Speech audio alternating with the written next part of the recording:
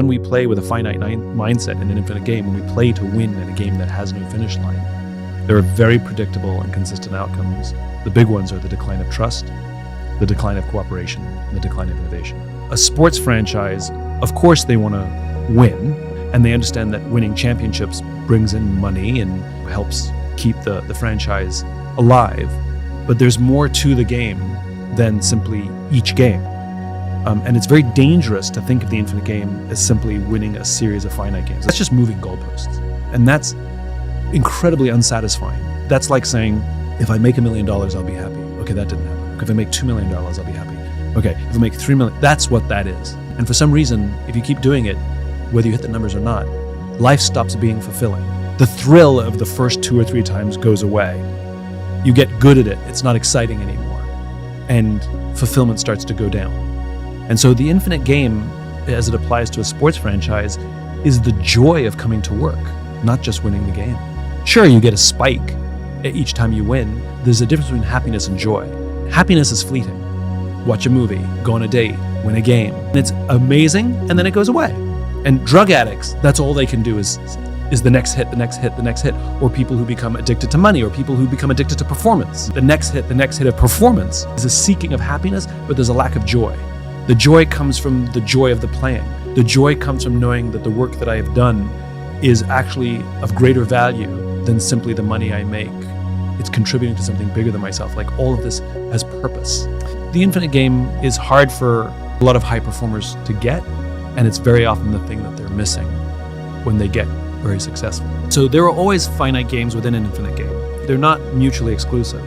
The infinite game contains the finite games. So the analogy that I like to use is being healthy. I want to be healthy. Well, nobody wins health. And there's many, many things you have to do to be healthy. You have to eat right, you have to get enough sleep, you have to exercise, you have to have personal relationships, you have to have friends and love in your life, and you'll never be a master at all of them simultaneously. They sort of go up and down, and it's a striving. It's infinite.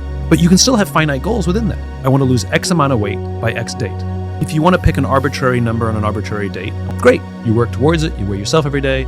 Some days you feel good, some days you feel bad, and you achieve your goal. You hit your weight goal by the right date. You celebrate, huge dopamine hit, but you have to keep exercising for the rest of your life. It's not over. It's just an event contained within something much larger. What I find more interesting is what happens if you miss your goal. And the answer is nothing. The reality is, if you have an infinite mindset, you can still have goals, but I think what happens is we don't consider how those goals are achieved. So for example, if you have a sales organization that's very finite-minded, hit the numbers. You can have a promotion, have a sale near the end of the year, and you can spike the numbers and you'll hit it.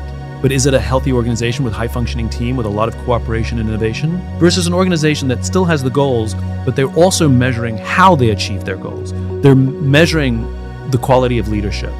They're checking, are people getting fired and are they quitting at high levels? Finite and infinite games that's just how the world functions. It's not my opinion, it's a truth. But the reason most companies don't use my work is because I can't predict when it'll work. So for example, if you say I want to get into shape, I go, great, I need you to work out every single day for 20 minutes. 100% you will get into shape. When? I have no clue, and neither does any doctor. And for some people it'll go a bit quicker, and for some people it'll go a bit slower, but if you trust in the process, 100% it's going to work. Organizations, they want it to work on the arbitrary date that they pick, and they need the arbitrary number to be hit on that arbitrary date. And so what ends up happening is you abandon process for shortcuts, for something that's not difficult, it just requires a little discipline.